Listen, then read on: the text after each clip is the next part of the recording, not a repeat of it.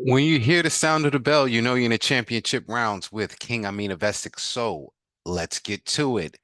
Lots of news, lots of notes ahead of a great fight week. So let's recap from last week. Let's start with Skye Nicolson. Yes, Skye Nicolson lost to Tiara Brown. Or should I have started off by saying let's congratulate Tiara Brown with her win over Skye Nicolson? The way I like to think of it, it's a great opportunity for Nicolson to show that she is a true champion and not only the recipient of nepotism, if you will. And she's got to build back. I'll talk about that in a second, but kudos to Tiara Brown on living up to the mantra of the boogie woman, as in somebody who's avoided, people are scared to fight. Yeah, she lived up to it. It was not the most aesthetically pleasing fight. But Brown, I thought, did the better work on the inside. Um, yeah, man, Skye just has to revamp. Now, what I'm curious to see is who and how. One opponent comes to mind for me, but again, let's leave the shine back on Tiara Brown. All right. It's hard to think about what happens next because the featherweight division is so crowded. Do we get the WBO and WBA champ? Because Serrano is still holding those belts hostage. Or keeping them warm, depending on how you look at it.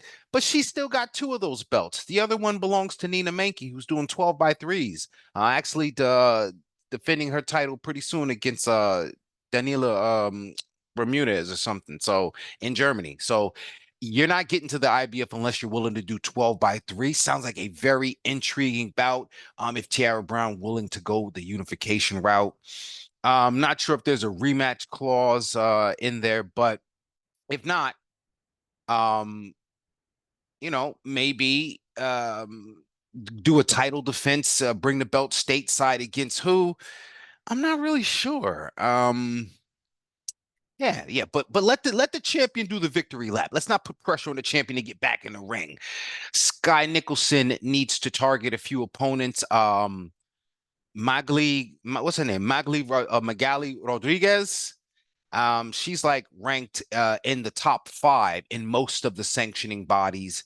A veteran, been in the ring with a who's who. Um, so yeah, maybe that's the next opponent. Could be Jennifer Miranda, who is the interim WBA title. Remember, Serrano's keeping the WBA warm. Miranda's got the interim title. Skye Nicolson wants to become two-time world champion, right? Unless, Tiara Brown swoops in and gets the Miranda bout, therefore forcing her way into Serrano's, sphere, if you will. So yeah, some chess moves to be made, but certainly I think the important thing to know is that Skye Nicolson, you have to rebuild. And there's no timetable as to when you got to do it. But if you're a true champion, it's not that you lost, it's how you bounce back. All right. So speaking of bouncing back, Cherneka Johnson did not allow Nina Hughes to bounce back. And I think Cherneka Johnson herself is on a bounce back, if you will. Former super bantamweight champion. She's a two-time world champion, two-division world champion, and she retained her title via 7th round TKO. So the discussion begins. I was and am big on the bantamweight division. My girl Shurretta Metcalf is the IBF champion, and she's not getting a lot of justice out here. So ideally, a lot of people thought, hey, instant unification bout, the battle of the pretty girls, Cherneka versus Shurretta. And you would think it's two black chicks, but only one of them, right? Um, so yeah, but what's been speculated, which I don't like, but it is what it is. Shurretta Metcalf may be facing Viviana Ruiz out in Australia. She's from Colombia, but fighting out of Australia, and she's coming up in weight. So yeah, it could be a pretty good fight, but we should really see Chiccn getting some unification bouts or some bigger name bouts in Texas. Come on, there's a lot of opportunity for her to sell out in front of a hometown crowd in Texas. So that definitely needs to be explored. But nonetheless, Cherneka Johnson is free and available. Of course, what you'll see now is Ebanie Bridges getting up off the couch. Now she want to try to get in the mix. Now I don't mind Bridges and Metcalf because that is a rivalry because Bridges ducked Shurretta. All right. No matter what the trolls on Twitter are gonna say. But I could see Bridges coming in and trying to swoop in there and fight Cherneka Johnson, which bad idea. Bridges before she left barely beat Maylee's Gangloff. So you're not going to get past Sugar Neek's jab, but whatever. Whatever. The bantamweight division back into a bit of uncertainty, which should not happen after a title bout. But we'll move on to some other things going on around boxing, especially last weekend. We're talking about a controversial win, although I thought it was fair. Some people did not. Congratulations to new super flyweight division champion, the WBA champion, Jasmine Artiga. She won the vacant title in a very tough bout. It was now this, you talk about aesthetically pleasing. Did you like the volume and the pressure or perceived pressure versus the power and the accuracy? And you just really had to pick what you liked and score it how you scored it. I myself had it 96-94 for Artiga. A lot of people had it for Ronnie, Regina, Chavez. We could see this one get ran back. However, we could also see Chavez in a title fight because 115. Yeah, right. You got, an interesting character who I slept on, right? What's the Japanese girl? Hiroku Mizuta. Shorty is ill. Yeah, you got Irma Garcia. You got Jenny Fuchs. You got Ashley Gonzalez. Similar to bantamweight, you need to see a lot of these unifications happen if and when they're going to happen. If not, the division's going to stall out. So give Artiga a hometown bout in Florida. Give Chavez another shot at the title or make this rematch happen. I don't mind. As long as we're getting some action because we haven't seen Fuchs since she won. Ashley Gonzalez, she came out to play like one time last year. And Irma Garcia, she's probably the lone fighting champion in the entire super flyweight division. So we'll see how things turn out. Talked about Metcalf and Ruiz. I mentioned Nina Menke and her title defense against Daniela Bermudez. That's a 12-3 in Germany. Yeah, could we see Menke and Brown? I don't know. All right. But I don't think we're going to see Serrano and Menke. I think that ship has sailed. So whatever. I'm kind of like whatever to Savannah Marshall and Melinda Watpool if that bout is being made, not because of Watpool. Shout out to Melinda Watpool, proving herself to be a very venerable opponent. And that's what all fans of boxing need to respect. If you have a return customer or repeat offender coming up off a loss, how they lost and who they lost to is of significance when the next time you see them return, because Watpool is proving that she's no soft touch. So now Marshall holding what she's got, the IBF hostage at 168. So this is not a soft touch coming off of inactivity, save for the one MMA bout. So again, I like this bout. Hopefully, Marshall moves in the direction of either Franchon Cruz's earn for the rematch or a showdown with the WBO champion, Shadej Green. So we'll see what happens with that. Also going to see what's happening with MVP, most valuable promotions.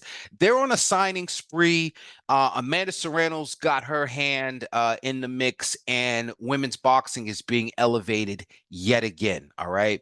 On the heels of announcing, again, god-awful trilogy. It's a god-awful trilogy, ladies and gentlemen. The god-awful trilogy between Serrano and Taylor, but the blessed fact that it will be an all-female card in New York City.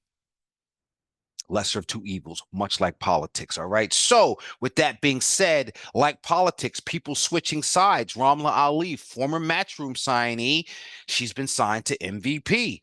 Dina Thorslund, who I've been trying to attribute the spirit of Mikkel Kessler to her, but she ain't been showing up for me. And because she's been signed by MVP, I'm hoping that this accelerates some opportunities. Now, here's the funny thing about it. You know, Crystal Rosado, Amanda Serrano's fighter, is over there too. So it's kind of like she could be bringing Thorslund over, to be fed to Rosado, unless Thorslund needed help getting fights stateside and she's looking for Shurretta Metcalf. I heard that fight was mentioned or offered sometime in the past on short notice, but these things can and should happen. But we got to see what Thorslund got. We've seen Nat No Love Dove either on the Box Lab or Most Valuable Promotions, but she's officially signed now. Very interesting signer of the sibling of a fighter who's fighting this week in a world champion. My girl, dimple on the left cheek. Love to speak.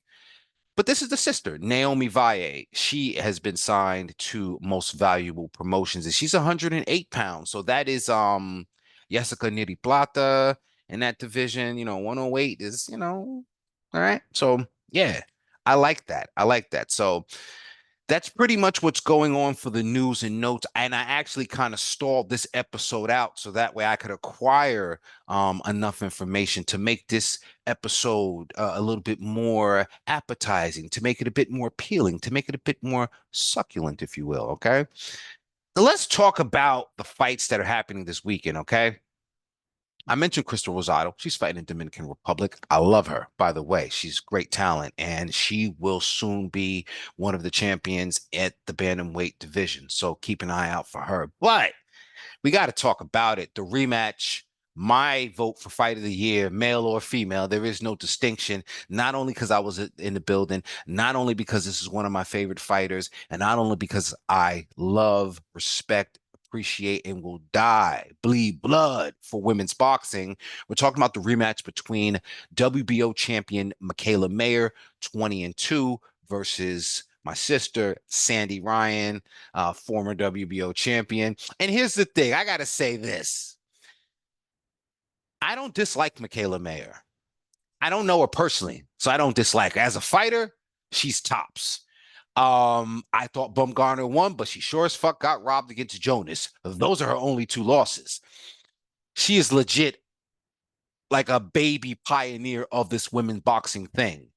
The guts it took her to pursue boxing, and people have kind of slighted her, being the lone female pretty much at top rank. Listen, there's a lot of toughness and a lot of positive attributes. There's a reason why Mikaela Mayer is a two-time, two-division world champion.